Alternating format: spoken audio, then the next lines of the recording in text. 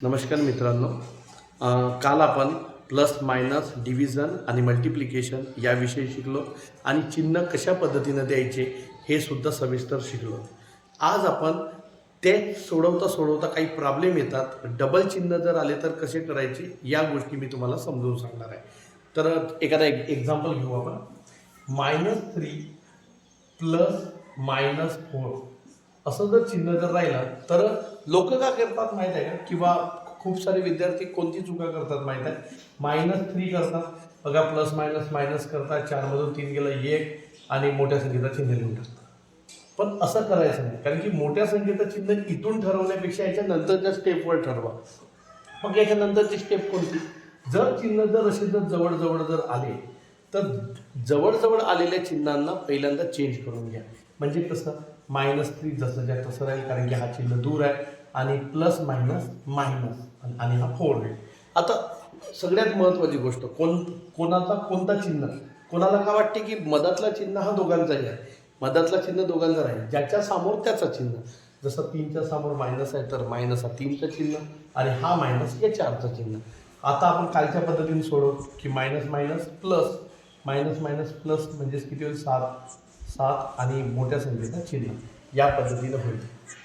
आता इथं काय झालं बघा, प्लस मायनस मायनस झालं म्हणून मायनस आलं, पण मी यावाल्या स्टेप सोबत मी काहीच पकडलं नाही, याच्यात मायनस होतं म्हणून पकडलं. आता हाच प्रॉब्लेम जर आपण -3 मायनस आणि -4 जर घेतला तर बघा, तर आपल्याला पहिल्यांदाच लिहावं लागेल -3 मायनस मायनस आहे तर लिहावं लागेल +4 आणि याच्यानंतर जर सोडवला तर बघा मायनस प्लस मायनस म्हणजे 4 मधून 3 गेले, राहिले 1 आणि मोठ्या संख्येचं चिन्ह प्लस.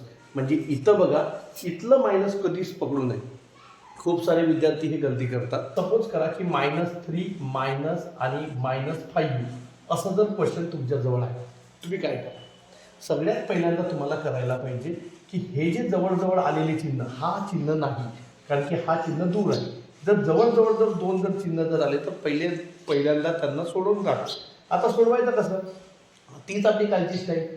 समजा प्लस प्लस जर असेल तर प्लस करा, मायनस मायनस जर असेल तर प्लस करा, प्लस मायनस असेल तर मायनस आणि मायनस प्लस असेल तर मायनस, या पद्धतीने आपल्याला चेंज करायचं.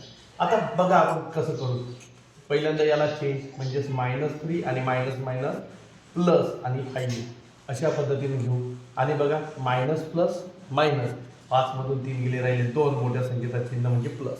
तर अशा पद्धतीने होईल. नाहीतर खूप सारे विद्यार्थी काय करतात, इथला मायनस चिन्ह आहे, मोठ्या संख्येचा मायनस चिन्ह आहे, प्लस मायनसमध्ये कधीही चिन्हच येतो, मोठ्या संख्येचा चिन्हच येतो, तर या प्रकारचे कंडिशन्स आपल्याला दिसतात. तर असे दिसता कामा नये, म्हणजेच या पद्धतीनं राहायला पाहिजे.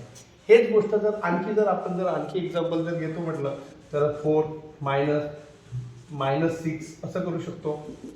आता हा प्लस आहे, याला जसंच्या तसं ठेवा, आणि मायनस मायनस आहे तर काय होईल, प्लस होणार, आणि हा 6. परंतु एक स्टेप केल्याशिवाय सोडवू नये, कारण की तुम्ही जर म्हणाल की पहिल्याच याला मी करतो प्लस मायनस मायनस तर होणार नाही. तर आपल्याला अशा पद्धतीनं करावं लागेल. त्यानंतर करा की प्लस, कारण की याच्यासमोर काही नसल्यामुळे प्लस प्लस प्लस प्लस म्हणजे 6 आणि 4 होणार 10 आणि मोठ्या संख्येचा चिन्ह. ओके.